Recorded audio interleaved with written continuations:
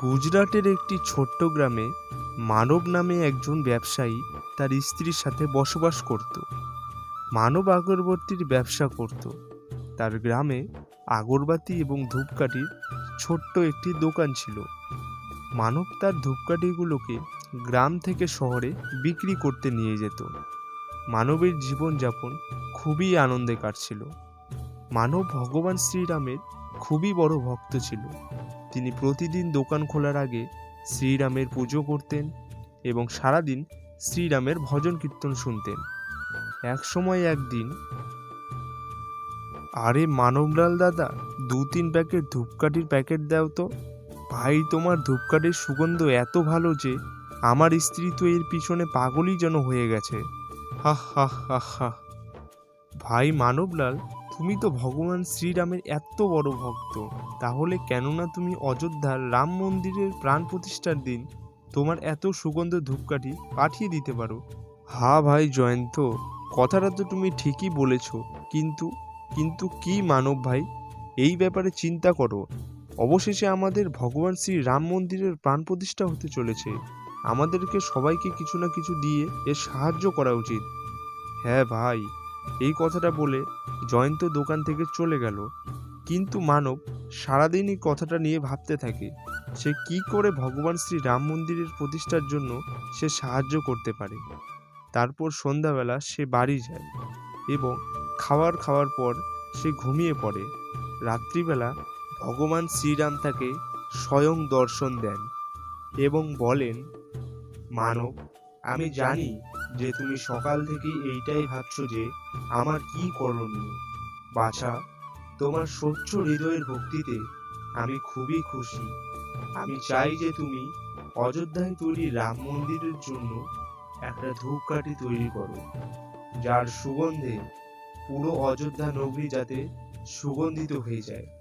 আমি আশীর্বাদ করলাম যে এই কাজে তোমার সবাই সাহায্য করবে।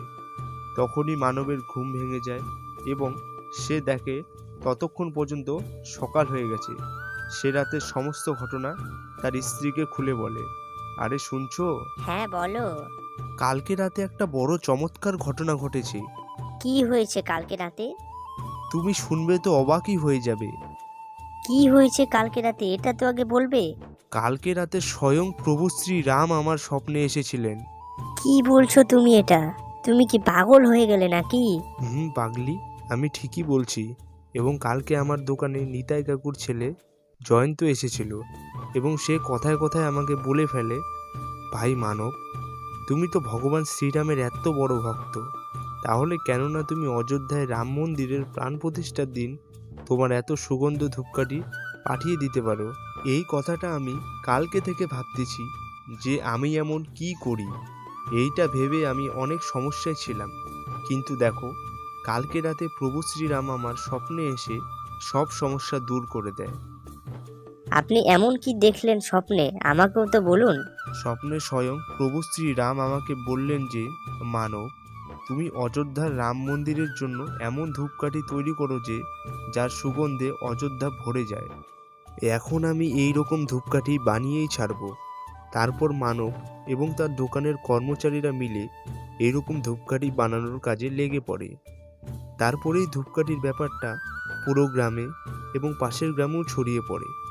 সব মানুষ এই ব্যাপারটা শুনে অনেক খুশি হয় এবং গ্রামের প্রধানকে নিয়ে মানবের বাড়ির সামনে হাজির হয়। ভাই মানব, আমরা শুনেছি যে তুমি নাকি অযোধ্যায় তৈরি রাম মন্দিরের জন্য একটা বড় ধূপকাঠি বানাচ্ছ। এটা তো খুবই আনন্দের সংবাদ।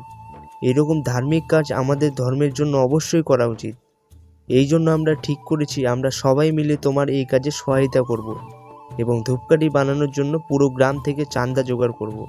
এই কথাটা শুনে মানব অনেক খুশি হয়। গ্রামের প্রধান এবং গ্রামের সমস্ত মানুষকে আমার অনেক অনেক ধন্যবাদ, আমার এই কাজে সহায়তা করার জন্য এগিয়ে আসলেন। কিন্তু প্রধান জেঠু, আমি অন্য কিছুই ভাবছিলাম। কি ভাবছো বাবু তুমি? আমি ভাবছিলাম যে যেহেতু আমরা সবাই এক হয়ে এই কাজটি করছি, তো আমরা এমন এক ধূপকাঠি তৈরি করব যেটা নিজেই একটা ইতিহাস করবে। আমরা 108 ফিট বড় ধূপকাঠি তৈরি করব, যাতে এই ধূপকাঠির গন্ধে পুরো অযোধ্যা নগরী সুগন্ধিত হয়ে ওঠে। এই কথাটা শুনে গ্রামের প্রধান সহ গ্রামের সমস্ত মানুষ প্রচণ্ড খুশি হয়ে যান এবং মানবের কথায় হ্যাঁতে হ্যাঁ মিলিয়ে যান। কিন্তু মানব, এত বড় ধূপকাঠি তৈরি করার জন্য তো অনেক জিনিসের প্রয়োজন। প্রধান জেঠু, আপনি একদমই চিন্তা করবেন না, আমি সমস্ত কিছু জিনিসের জোগাড় করে নেব। তারপরের দিন থেকেই বাচ্চা বুড়ো জওয়ান সবাই ধূপকাঠি বানানোর কাজে লেগে পড়ে। এত বড় ধূপকাঠি তৈরি করার জন্য প্রচুর পরিমাণে গরুর গোবর এবং ঘি দরকার পড়ে।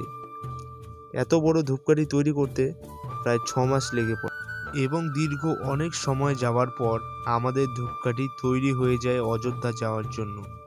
গ্রামের প্রধান ধূপকাঠি তৈরি করার জন্য মানবের অনেক প্রশংসা করে এবং গ্রামের সবার সামনে মানবকে সম্মানিত করে আর সবাইকে 22শে জানুয়ারি একটা ছোট্ট করে দীপাবলি পালন করতে বলে, কারণ সেই দিন আমাদের ভগবান শ্রীরামের প্রাণ প্রতিষ্ঠা হবে।